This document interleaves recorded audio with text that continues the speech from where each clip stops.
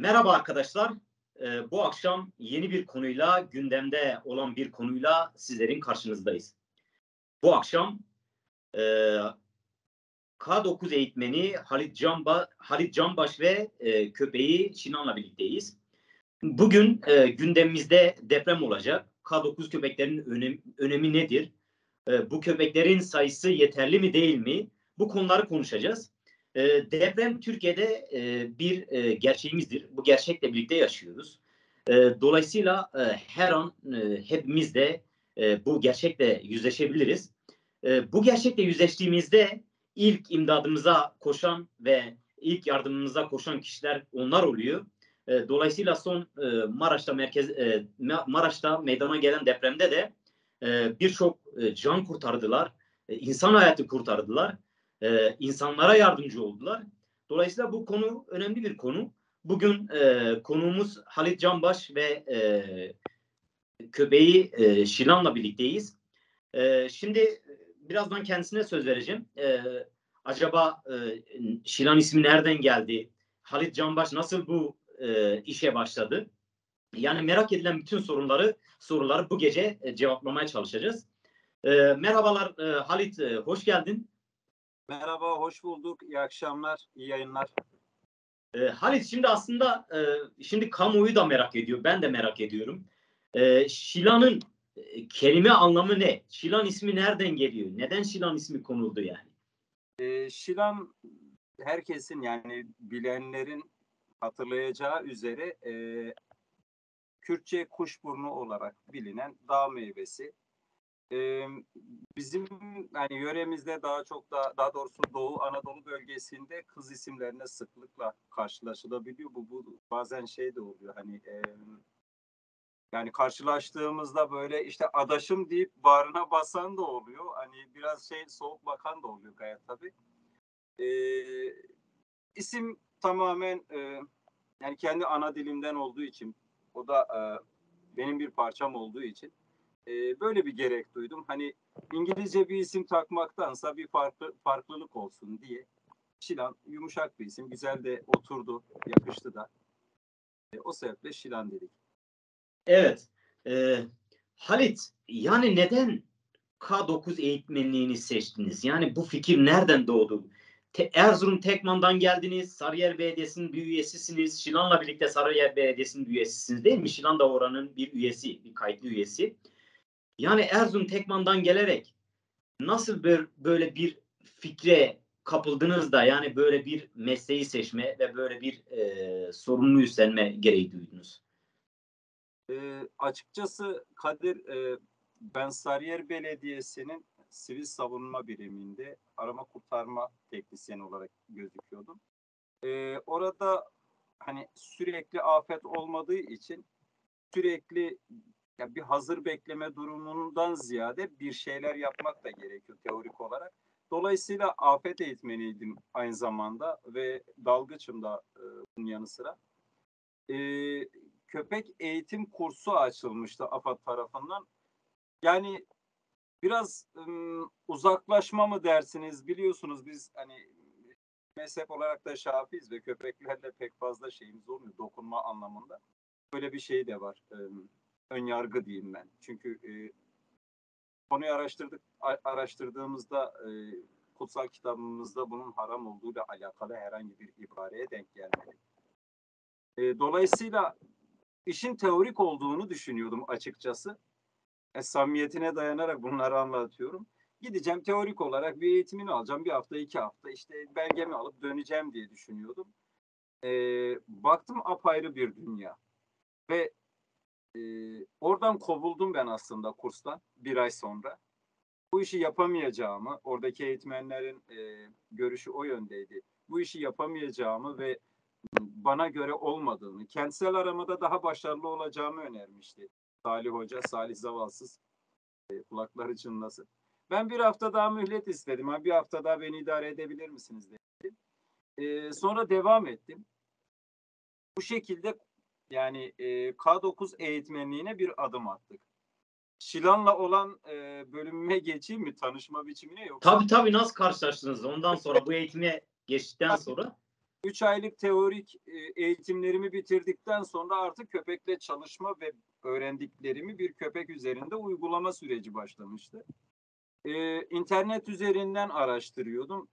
Sosyal medyada denk geldim. Yani bir 14 dakika önce falan sahiplendirme adı altında, bilenler zaten bilir ne şekilde sahiplendirildiğini. Bu şekilde o gün 3 ayrı köpeği test etmeye gittim. 2 tane Malinois'ti. Yani bu cins. Şilan bu arada Belçika Malinois cinsi. 2020'nin Kasım ayında test etmeye gittim. Yani aradığım kriterlere uygundu. Hemen bunu almam gerekiyor dedim ve o şekilde el sıkıştık, sahiplendim. O zamanlar yaklaşık 70 günlük, 75 günlük civarında bir yaşı o kadardı. Yani anneden, sütten yeni kesilmiş bir dönemdeydi.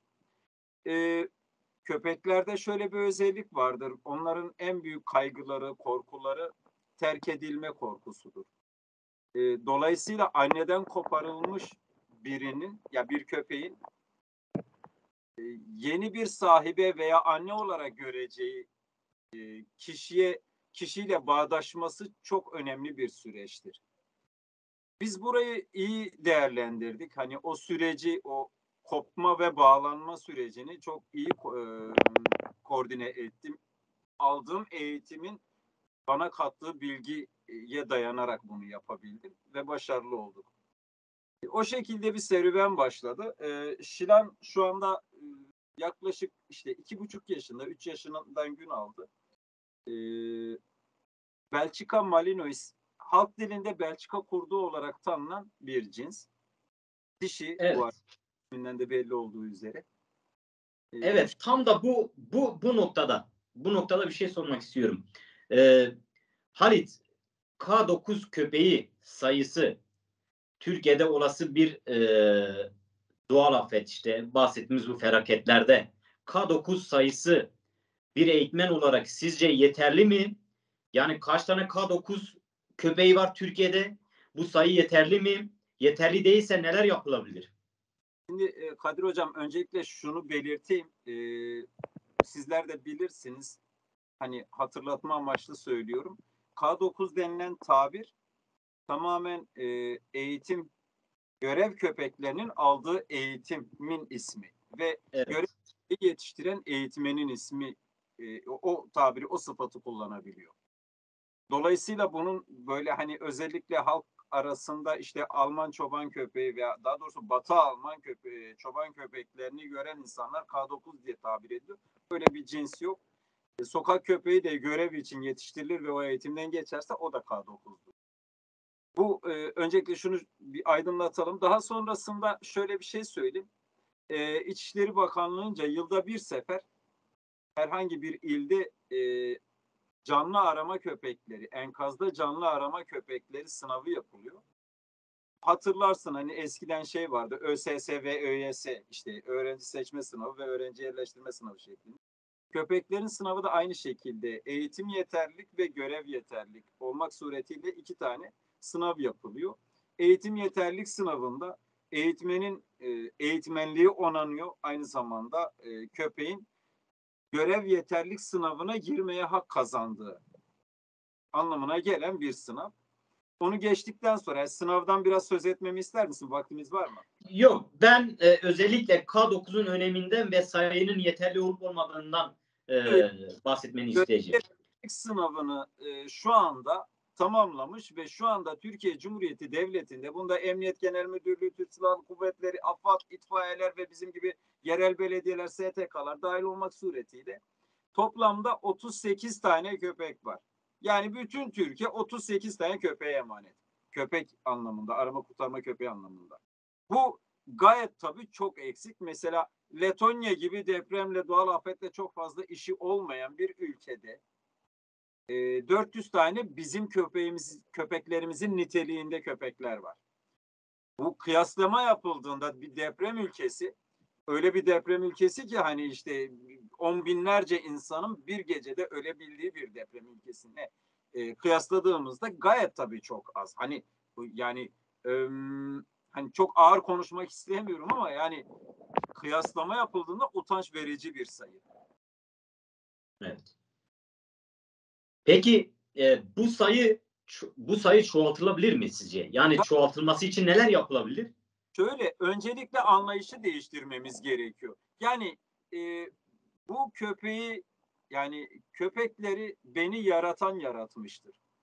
Ve bununla bu dünyada aynı eşitlikte yaşama hakkı vermiştir. Onun da en az bizler kadar bu dünyada yaşamaya hakkı var, paylaşmak durumundayız. Bu anlayışa, bu erdemliğe vardıktan sonra eğitimleri yaklaşık 2 yıl sürüyor. Yani 18 ay bir fiil aralıksız eğitim yapması gerekiyor. Sınava girebilmesi için, yani o süreç o kadar uzun sürüyor ve meşakkatli. Dolayısıyla düzenli bir eğitimden geçtikten sonra gayet tabii sayı çoğaltılabilir ki çoğaltılmalıdır da. Yani e, bu Şubat başında, yani 6 Şubat itibariyle ülkemizde, coğrafyada, sadece bizim ülkemizde değil, Suriye'de de aynı şekilde, yani bu nasıl diyeyim, evrensel afet, ulusallığı geçti, artık evrensel bir afete dönüştü. Bu afetteki yani Türkiye ve Suriye dışında yurt dışından, Avrupa ve Amerika'dan, Asya'dan gelen ekiplerin en büyük özellikleri köpekli gelmeleriydi. Örneğin Hollandalılar 40 tane köpekle geldiler. İşte şeyler yine öyle, Güney Koreliler gene öyle, Amerikalılar hakeza. Yani köpekleriyle ön plandaydılar. Bugün şunu da eklemek istiyorum. Proteo adında Meksika'nın bir arama kurtarma köpeği öldü. Burada insan kurtarmaya gelmişken öldü. O kadar duygu dolu ki hani onu düşünürken, çünkü meslektaşımın partneri, onun iş ortağı öldü. Ve bir nevi depremin sembolü haline geldi. Dikkatinizi çekti mi? Evet, evet, çok dikkatimi çekti. Ben de bu noktada tam bir şey söylemek istiyorum. Yani aslında Halit, baktığımızda tırnak içerisinde, o kavramı kullanmak istemiyorum, tırnak içerisinde söyleyeyim. Yani yağmacıları gördüğümüz, yani düşünsenize, insanlar ekmek ve başka bir şeylerin derdine, can derdine düşmüşken bazıları ilgili marketlerden buzdolabı ya da çamaşır makinesi sırtlayıp götürüyordu. Yani siz de bu kadar önemli bir şey yapıyordunuz. Siz şu an yanınızda bulunan Şilan'la enkaz altında canlı kurtarıyordunuz. Yani burada bu hayvan dostlarımızın ne kadar önemli olduğunu gösteriyor bu da. Yani evet, hani artık o dini bir anlayışı da bir tarafa bırakarak, hani tam deprem bölgesiyiz diyoruz, deprem ülkesiyiz, deprem kuşağıyız diyoruz. Bu sayıların sizin de belirttiği gibi, yani senin de belirttiğin gibi kesinlikle artırılması gerektiğini ben de düşünüyorum. Yani bu bağlamda bir de şunu sormak istiyorum. Şimdi bütün izleyicilerimiz de merak ediyor. Yani K9 köpeğiyle çalışmaya nasıl başlıyorsunuz? Yani nasıl bir mesela enkaz başına nasıl gidiyorsunuz? Nasıl bir süreç başlıyor? Köpek sizde orada canlı var mı yok mu? Nasıl bildiriyor? Yani insanlar biraz da bunu merak ediyor. Biraz da buradan yani bundan bahsedebilir misiniz? Yani mesela canlı olup olmadığını da nasıl anlıyorsunuz? Şimdi şöyle söyleyeyim ben size. Hani ben de anlatım bozukluğu olan bir insanım. Dolayısıyla örneklemelerle cevap vermek istiyorum size.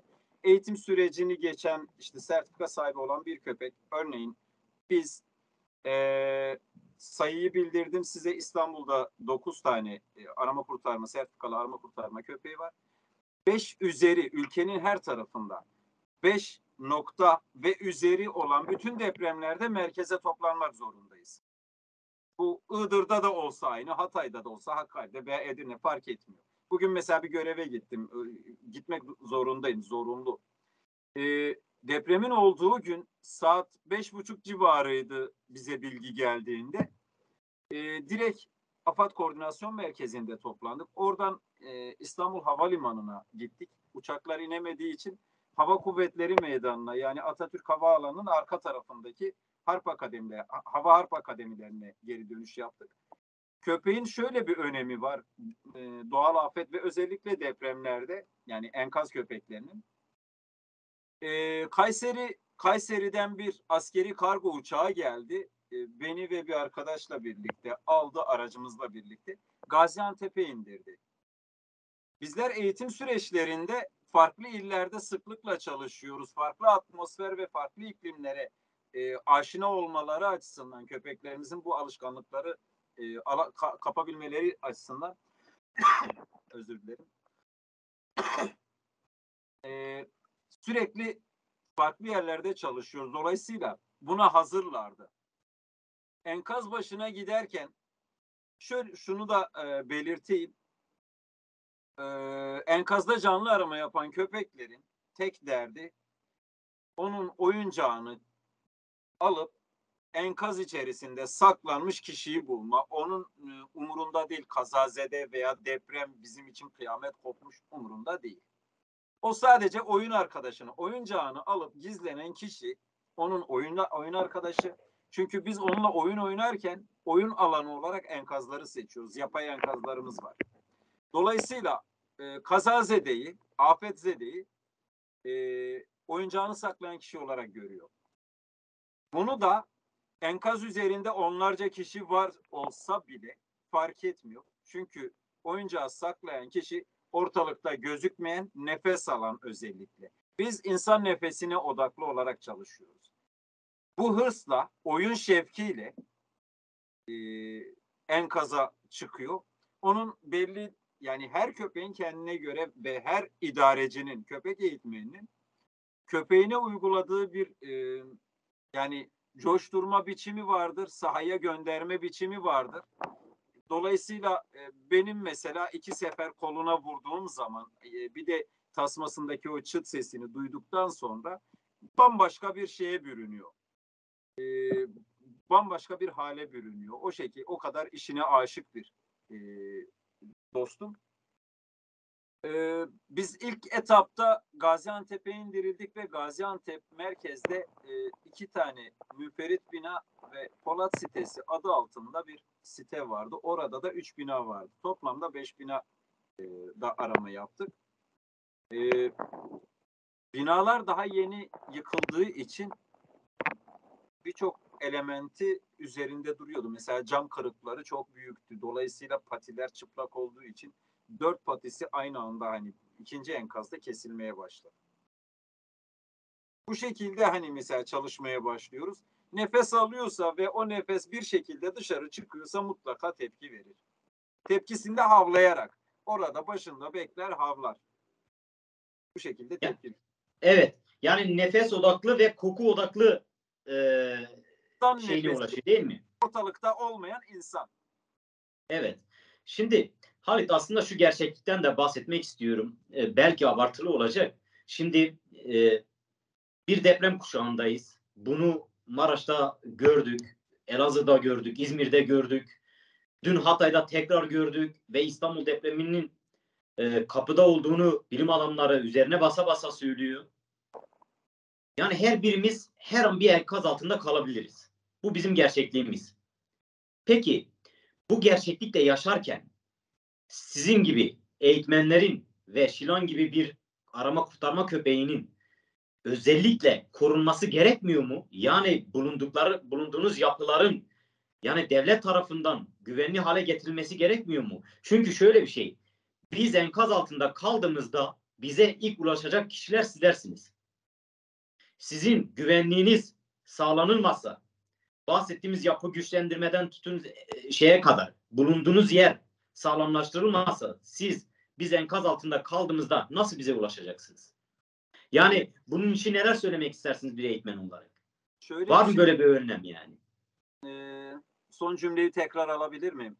Yani böyle bir önlem var mı? Alınıyor mu özellikle yani? Var, şu şekilde var.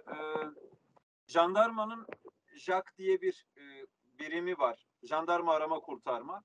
Ve AFAD'da köpek eğitmenlerine lojman önceliği veriliyor. Teşvik amaçlı aslında, bir de sayının az olması sebebiyle. Böyle bir şey var. Bu uygulama yani bütün arama kurtarma ekiplerine uyarlanabilir aslında. Yani sağlam yapıda olacak ki dediğiniz gibi işte İstanbul'da olası bir depremde ben de afetzedeyim. Yani benim sahada çalışabilmem için yaşıyor olmam lazım. Ailemin güvende olması gerekiyor. Çünkü yeryüzünde bu benim mesleğim dahi olsa hiçbir can, hiçbir kimse, hiçbir değer benim ailemden daha değerli değil. Takdir edersiniz ki sizler için de sizin aileleriniz değerlidir. Dolayısıyla benim ailemin can güvenliği ve benim onların güvenliğinden endişem olmayacak ki ben de sahada çalışabileyim. Bu konuda yani dediğim gibi AFAD ve JAK dışında hiçbir uygulama yok hani. Öyle insanların hayatını garantiye alalım da onlar da bizim için çabalansın diye bir çaba maalesef yok. Evet. Peki şunu söyleyelim. Sizce yani büyük bir İstanbul depremi kapıdayken yani bunu biz söylemiyoruz. Yani uzmanları söylüyor. Jeofizikçiler söylüyor. Yani deprem uzmanları söylüyor. Hani bu halkı şeye getirmek gibi olmasın. Yani bu İstanbul depremi kapıdayken sizce İstanbul için 9 tane K9 köpeği yeterli mi? Yani bu hem AFAD nezdinde hem de yerel belediyeler, İstanbul'un hem Büyükşehir Belediyesi hem de yerel belediyeler nezdinde Maraş depremi de daha 10-15 gün içerisinde şu an olmuş bir Maraş depremi de gerçeği ortadayken yani böyle bir çalışma şu an başlatıldı mı? Bu sayının artırılması için İstanbul depremine 9K köpeğin yetersiz kaldığını hepimiz biliyoruz. Böyle bir çalışma için sen de bir eğitmen olarak bir projeleriniz var mı? Bir şeyler düşünüyor musunuz? Şimdi Kadir, ben resmi kurum çalışanıyım. Bu konuda bana talep geliyor gayet tabii. Gerek sivil toplum kuruluşlarından, gerek işte paydaş belediyelerden veya herhangi bir insandan da, bir gönüllüden de böyle talep geliyor. Gönüllülerden de geliyor. Dolayısıyla dediğim gibi ben resmi kurum çalışanıyım. Protokol yapıldıktan sonra ben elimden geleni yaparım. Bütün bilgimi paylaşabilirim. Bunu oturtmak mesele. Yani hani örneklemek gerekirse tekrardan işte İstanbul'da 9 tane köpekten, resmi kimlikli köpekten söz ettik. İşte bunlar 3 tanesi yerel belediyede, 2 tanesi ana kentte, yani İstanbul Büyükşehir Belediyesi'nde ve bir tanesi bir STK'da, 3 tane de AFAD'da. İstanbul'da 39 tane yerel belediye var ama 3 tanesinde köpek var. Yani belediyeler sizce bir köpek yetiştirebilecek bütçeye sahip değiller mi? Veya insan kaynağında sıkıntı mı var? En küçük belediyede bugün 3000 tane personel çalışıyor. Ve her belediyenin veterinerlik hizmetleri adı altında koca bir müdürlüğü var. Bütçesi en büyük olan müdürlüklerden biri. Bir belediye çalışanı olarak ben bunları biliyorum. Yani bu benim belediyemde varsa başka belediyelerde de var. Şöyle bir şey var. Dedim ya hani eğitim süreci çok uzun. 18 ay. 18 ay sonra olmayabiliyor da. Yani olmayabiliyor. Doğru bir kanı ve e, köpekle idareci eğitmen arasındaki bağ sağlam olmazsa, sağlam bir bağ üzerine kurulmazsa işin sonunda ikisi de baka basabilir, yani olmayabilir.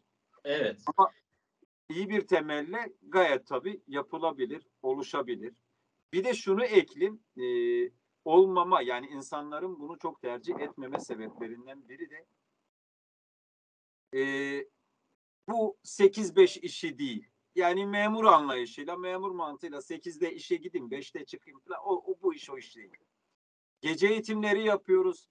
Karda eğitim yapmak zorundayız. Yağmurda, doluda, mevsimsel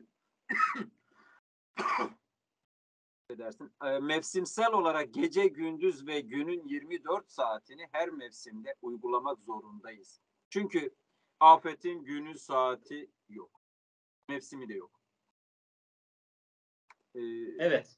Tam da bu bağlamda biraz daha hani izleyicilerimiz Şilan'ı da görsünler diye suyunu içtikten sonra Şilan'ı biraz böyle gösterebilir misin? Herhalde kafasını şu an o dizinizin üzerine koymuş. Gözükmüyor. Şimdi şöyle bir şey söyleyeyim. Bugün Fatih ilçesinde Aksaray'da bir bina yıkıldı.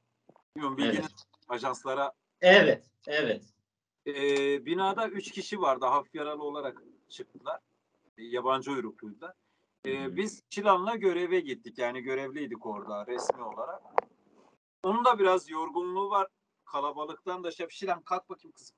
Şilan hadi kalk. Gel bakayım kızım. Gel sana top vereceğim kızım. Gel biraz daha gel kızım. Gel bakayım gel. Gel. Top istiyor musun? Top istiyor musun? Kendisi de yorgun değil mi? Biraz yorgunluğu var. Uyku saatleri var mı? Bu arada uyku saati var mı Halit? Uyku saati var mı, uyku saati? Şilan'ın Yani bir uyku saati. çalışma olarak hani bu saatte çalışmam demiyor. Ayrı bir şey. Kesinlikle. Onun birkaç mesela bir sihirli kelimesi var. Birazdan kullanacağım. Zaten şu uyku modundan kalkıp çalışma moduna geçecek. Yani bir sihirli kelimesi var yani. Tabii ki yani o çalışmak için bir kelime söyleyeceğim. Biraz daha stabil hale gelsin. Tamam. Ile birlikte şey yapacağım. Biraz daha yatsın ondan sonra şey O yapacağım. zaman son sorumu ben söyleyeyim. Ondan sonra Yani son aile sihirli kelimeyi kullanarak bitirelim. Bir süremiz de sonuna gelmiş bulunuyoruz. Şunu yapalım o zaman.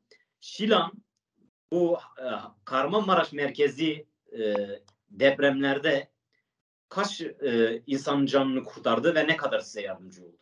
şöyle söyleyeyim. Biraz önce söyledim ya, Gaziantep Havaalanı'na indikten sonra orada 5 tane bina araması yaptım.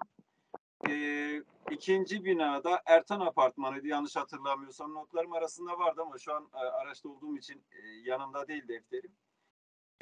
İkinci arama yaptım. Ertan Apartmanı ve Polat sitesinde her birinde ikişer ayrı yere tepki verdi. Biraz önce köpeklerin sayısından söz ettik ya, azlığından. Biz zaten Gaziantep'te 2 ekip olarak çalıştık. Sonra bizi Hatay'a sevk ettiler. Gaziantep'e farklı bir ekip geldi. Hatay'da da Hatay ve Gaziantep'te toplamda yaklaşık 25 ila 30 civarında hani yere tepki verdi. Biz arama yaptıktan sonra yeni gelen ihbara gittiğimiz için orada kaç kişi çıkarttıklarını bilmiyoruz. Dolayısıyla toplamda 100'ün üzerinde arama yaptım. 10 gün boyunca 100'ün üzerinde enkaz gezdik ve arama yaptım.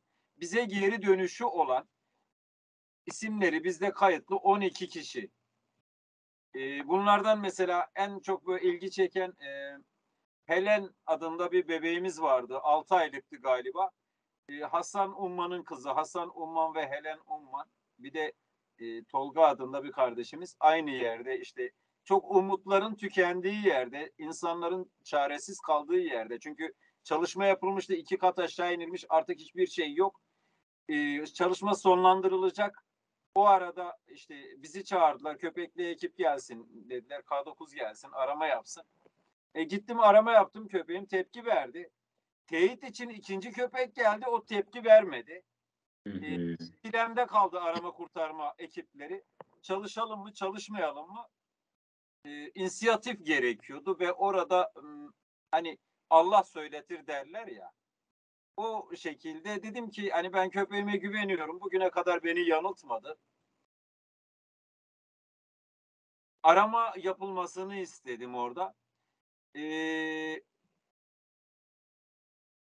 Gebze'den bir arkadaş, bir gönüllü arkadaşımız vardı. Şu an ismini hatırlamıyorum, kusura bakmayın. Ben çalışacağım dedi. Ve Kayseri Orman Bölge Müdürlüğü işçileri orada çalışma başlattılar. 2 saat sonra kolonun hemen altında, yani Şilan tepki verdiği yerde bebeğimizi aldılar. Arkasından o şefle devam ettiler. Babayı, diğer arkadaşı. Enkazın hemen arkasında, aynı enkazda ayrı bir yere daha tepki verdi. Oradan da 4 kişi, 4 vatandaşımızı canlı bir şekilde kurtardılar. Bunları ben arama yaptıktan sonraki gün geri döndüğümde işte bebeğin ninesi, babaannesi gelip Şilan'a sarılıp öpmesi sonucu öğrendim. Ya işte benim torunumu, oğlumu sen kurtardın diye şu an biraz duygulandım. Kusura bakmayın çünkü o anları yani birebir yaşamak, hani bu nasıl diyeyim, sevinç duygusu gayet tabii. yaşadığımız hüznün yanında hani incir çekirdeğini bile doldurmuyor, ayrı bir şey de yine de bir şey de olsa, yani küçücük bir damla da olsa, bir zerre de olsa insanı sevinçle duygulandırıyor. Şeye bağlayacaktım. Yani bu şekilde bir çalışma sonucunda bizde yaklaşık 10-12 tane isim var. Ama ötesini bilmiyorum. Evet. Çok teşekkür ettik Halit. Şimdi şey yapabilir miyiz? Yani o sihirli kelimeyi kullanabilir miyiz? Eğitmenimiz Halit Canbaş'ın o sihirli sözcüğünü duyacak olan Şila'nın tepkisini ölçeceğiz. Çünkü bu sihirli sözcük onun her an arama kurtarmaya çıkabileceğinin göstergesi. Şimdi şey yapacağım. Şilan, biri kaybolmuş kızım. Aramaya gidelim mi? Ha? Gidelim mi aramaya? Kızım. Hadi gidelim. Hadi gidiyoruz kızım. Hadi kızım gidiyoruz. Çok müthiş, çok müthiş. Yani bir eğitmen ancak bu kadar kendi can dostuyla özdeşleşebilir. Gerçekten de biz buna şahit olduk Halit. Yani çok müthiş. Tamam mı kızım? Müthiş bir refleks ve şey yani göstergesi, şey bir göstergesi. Aramaya gidelim mi? Biri kaybolmuş kızım. Gidelim mi? Ha? Gidelim mi? Nereye gidelim? Aramaya. Söylüyorum. Değerli arkadaşlar, bugün çok değerli bir konukla birlikte olduk. Şimdi bu konumuzun son sözlerini aldıktan sonra programımızı noktalayacağız. Buyurun Halit Bey. Son olarak söylemek istediğiniz bir şey var mı? Bizim daha doğrusu başta söylemem gereken bir şey geldi aklıma şimdi. E, Bu evrensel, hani bütün dünyayı ilgilendiren afette hayatını kaybeden bütün insanlara rahmet diliyorum. Geride kalan yakınlarına da sabırlar diliyorum.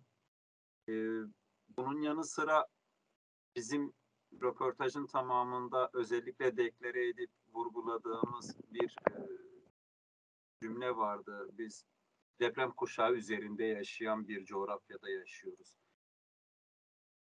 Bunun nasıl bir çözümü var? Depremi durduramayız. O doğal bir olay. Yağmurun yağması gibi karın yağması, rüzgarın esmesi kadar doğal bir şey.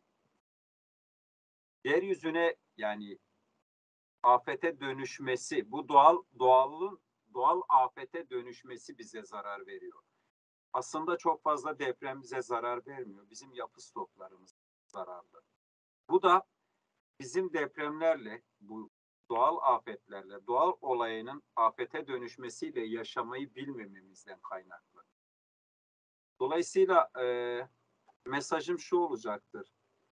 Biz doğayla birlikte barışık bir şekilde yaşamak durumundayız. Ona ayak uydurmak zorundayız. Doğayla, hani bir sözcük vardır ya, çok da sevdiğim bir cümle. İnsanlık bir nevi doğayla savaş haline girmiş. Ve biz kazanırsak kaybederiz diyorum. Teşekkür ederim. Evet. Çok teşekkürler değerli izleyiciler. Bu akşamki programımızın da sonuna geldik. İyi akşamlar diliyoruz.